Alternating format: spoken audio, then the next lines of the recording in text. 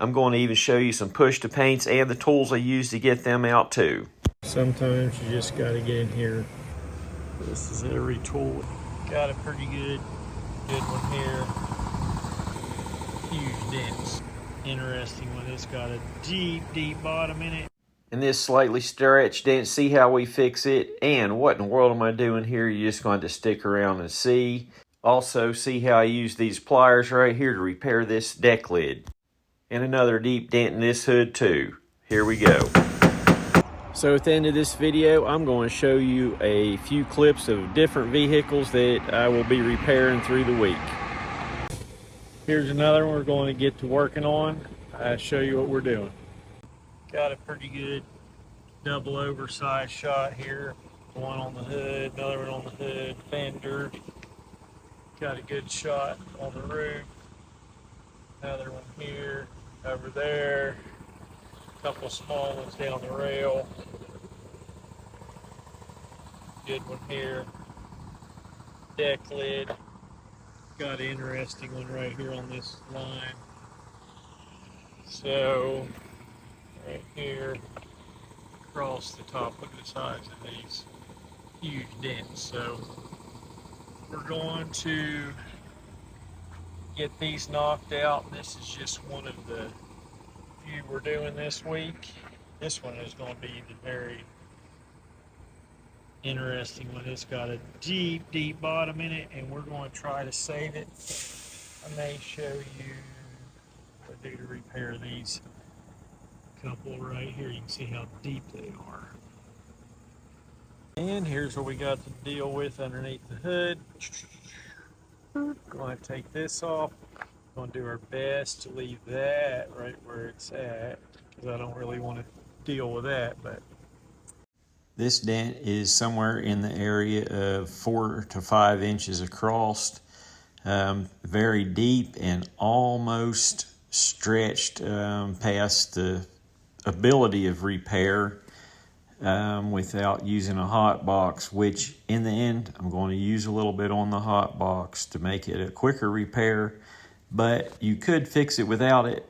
But if you make it faster and you have the tool, that's what I use. But I'm using a Dentcraft whale tail right here to do this repair. If you would, like and subscribe to the channel, and let me know if you are a dent tech or if you just watch. And if you are a dent tech, let me know how many years you've been doing it. It interests me very much.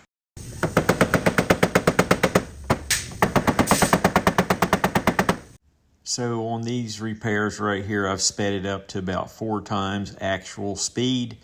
This is a little bit hard to see because of the depth of this dent, so it took me a little bit longer to repair this than it might have if it was a shallow dent. And this here, you can see that I've had to push pretty hard on this and got some imperfections in this dent. A lot of times I do my best to bring it up clean, but I just did good to save this dent because of how sharp it was. And I will get it all smoothed out, leveled out a little bit at a time.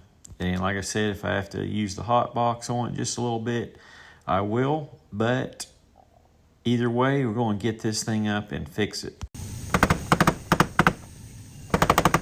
And the important part of the process of repairing this dent is to tap down the little highs and use the proper tap stick tips to be able to get precise little taps to knock the little highs back down.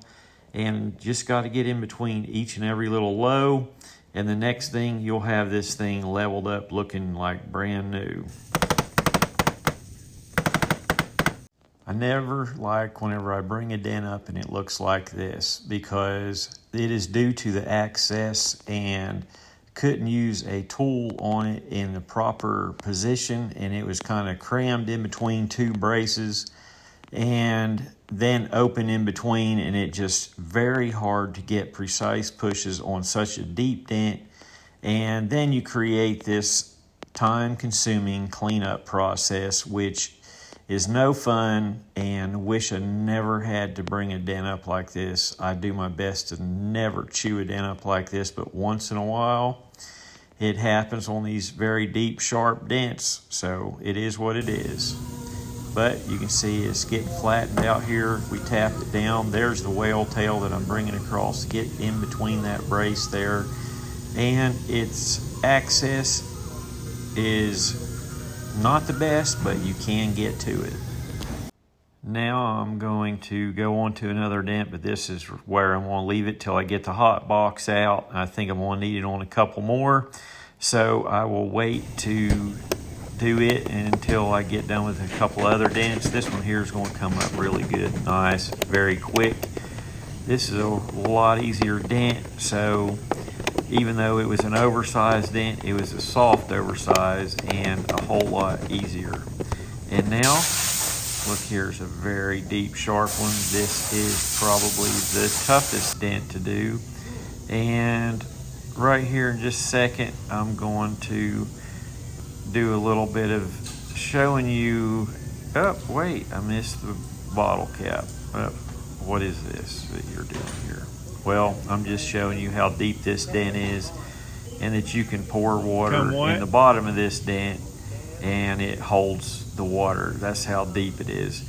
So I worked a hailstorm in Pittsburgh one day and I come back and there was a puddle in a roof and I was like, what the heck is this? And somebody said, anytime that a dent holds water, you shouldn't be fixing it. But hey, here I am still 12 years later, still fixing dents that still hold water.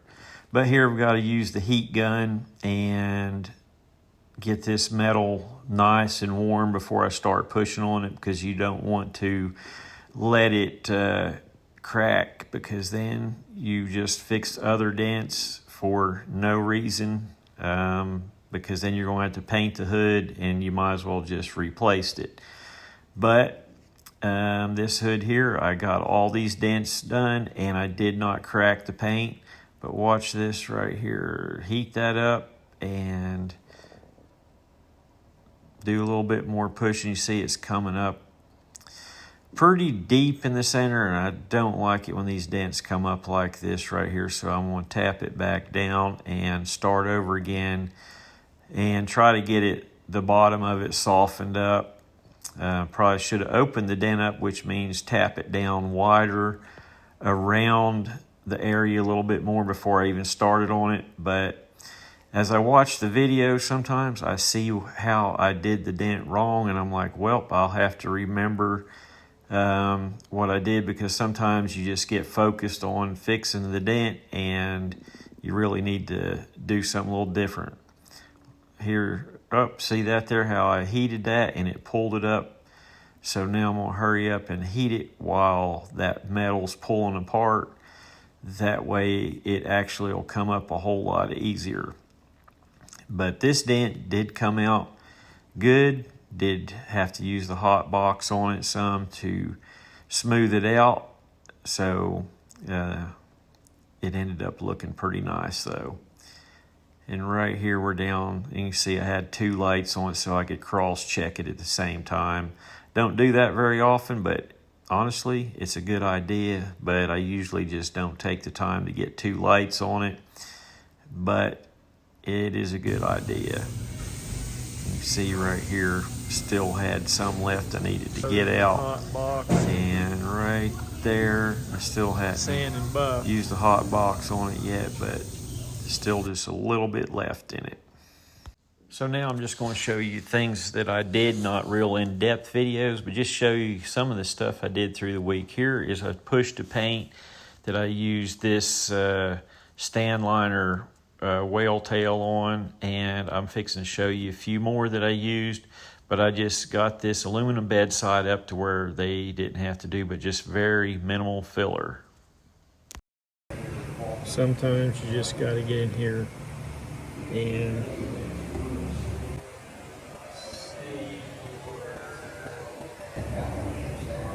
how you got to get to the damage.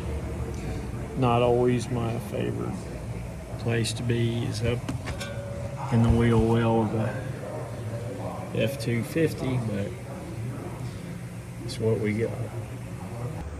This is every tool it took to get guy and this. And here Dylan is sanding out a scuff in a door where I pushed up on aluminum Lincoln. And here's a Chevrolet truck bedside that was smashed in pretty good. We done worked on about 30 minutes and I forgot to take a video of it. So we just did a push to paint on this one here.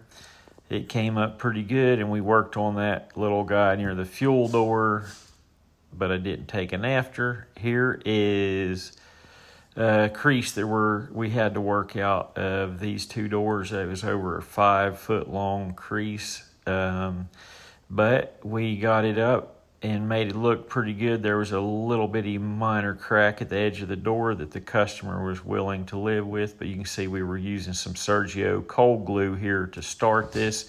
These were high strength steel doors, but you can see here coming up pretty decent and getting a lot of the center out. And we did have to push through the windows here in a little bit, but now we're down to the hot box and not too bad for high strength steel doors and a 5 foot long crease. And this is the first time Dylan was using the hot box. So here is another tailgate, had a pretty good sharp dent in it. We used a Keyco tab to pull it up. And here we're going to show you